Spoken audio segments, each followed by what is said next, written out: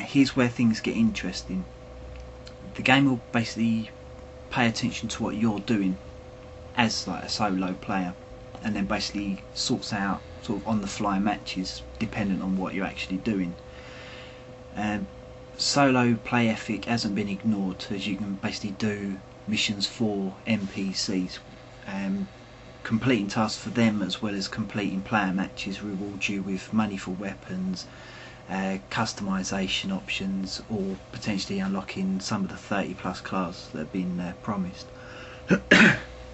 Missions themselves are your typical sort of gang type of stuff, whether it be on the criminal lines, sort of stealing an opponent's car, on the enforcer lines, escorting their like VIPs and what have you. Here again, the whole matchmaking things all takes control. So, say as a gangster you steal a car without being seen. The matchmaking will set up, like take a little bit longer to set up. Think of it along the lines of Grand Theft Auto. If you steal a car and there's no one about at all, the chances of you having any police on you straight away is non-existent. Whereas if you steal or hurt somebody or shoot somebody or whatever right in front of another police car, you've got the enforcers on you straight away. Dependent obviously on whether you're seen or whether you're not, will basically depend on how long it takes for the enforcers to get sort of that match style kick in. So you could literally be waiting no time at all to have a human controlled enforcer coming straight after you, or you could have sort of that leeway to get away from the area. As an added mechanic, your success as either criminal or enforcer is also taken into account. So you could basically have like the best enforcers in the game could land out finding themselves up against literally a whole army of gangsters, whereas the best gangsters could find themselves being chased down by 4 or 5 human controlled enforcers.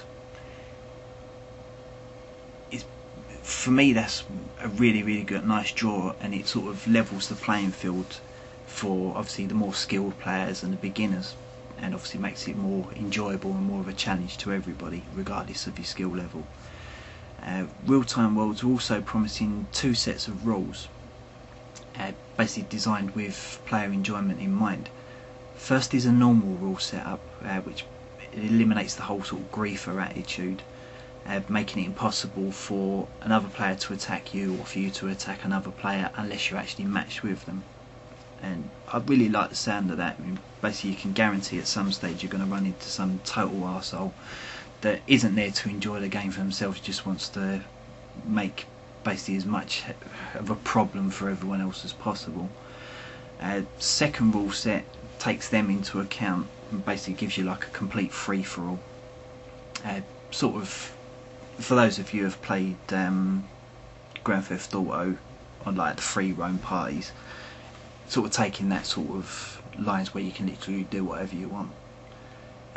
Creativity hasn't been overlooked either. As I touched on a little bit earlier with the customization, it will play a massive part in the experience itself.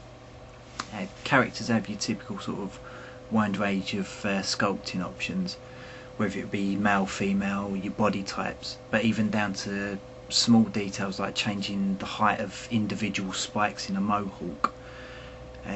As seen in the trailer, the designs can be independently put onto panels of your clothing.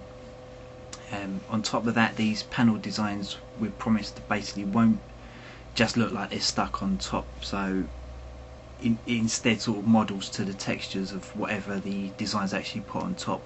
So for example, tattoo will look like a tattoo, designs onto clothing will look like part of the design instead of sort of being like a big sticker dumped on top.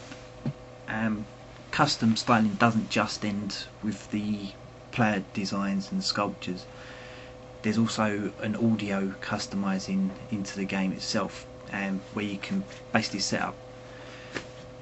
It's strange, but it's a nice touch, basically having your character having like its own theme tune, and you can assign tunes to certain actions that you do. So try and think of something quick off the top of my head. You could have, I don't know, ABBA's Waterloo play when you kill somebody. So every single time you kill someone, that song will then play for you as well as them. obviously you can throw in as much humiliation on those lines as you like.